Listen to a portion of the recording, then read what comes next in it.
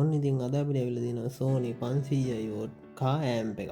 ඉතින් මේක 500i watt කිව්වට 500i watt නෑ. Sony කියලා මේක ගහලා තියෙන made in Thailand කියලා මට පේන්නේ නම් ඒ වුණාට මේක ඔරිජිනල් එකක් නෙමෙයි වගේ. ඉතින් මේක LED ආවේ මෙතන මේ power protection කියලා light එක red පාටින් පත් වෙන එක. මේක නම් green වෙන්න ඕනේ. මේක red පාටින් පත් වෙනවා කියන්නේ මේක fault එකක් තියෙනවා.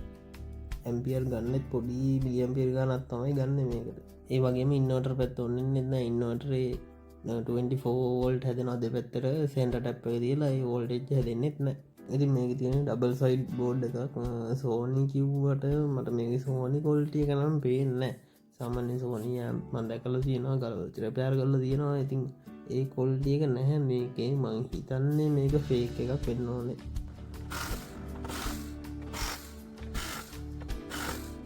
ඉතින් මේකේ මට රිපෙයාර් කරනවා නම් වීඩියෝක් ගන්න බැරි වුණා. මේකේ ප්‍රශ්න වෙලා තිබ්බේ ඉන්වර්ටර් පැත්තේ තියෙනවා drive IC එකක්. එයාගේ තමයි ප්‍රශ්න වෙලා තිබ්බේ. මේ MOSFET දෙකට 4 voltage දෙන්න ඕනේ එක ආවේ නැහැ.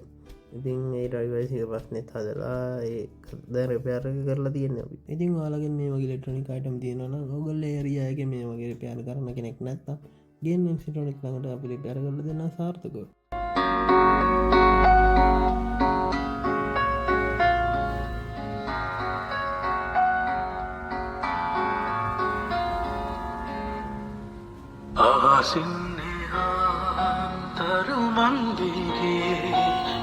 ඉතින් කරන්න ගත්ත වැඩේ හරියට කරන්න ඕනේ.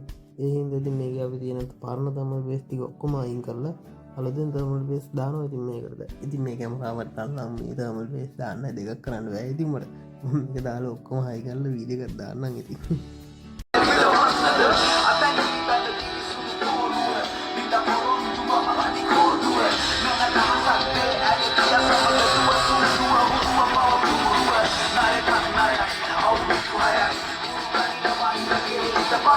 Malam-malam semalam kita alas sekarang kita capai.